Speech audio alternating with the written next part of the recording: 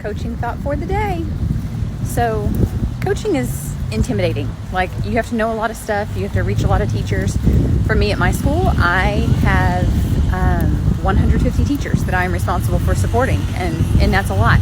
And sometimes it's disappointing because not all the teachers want to work with you.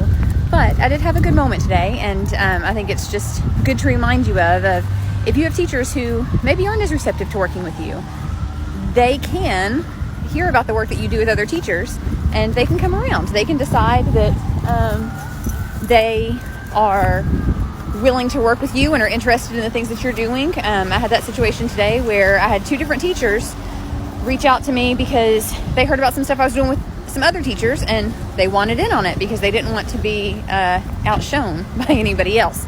So just a friendly reminder to hang in there. Don't take it personally if every teacher doesn't want to work with you all the time.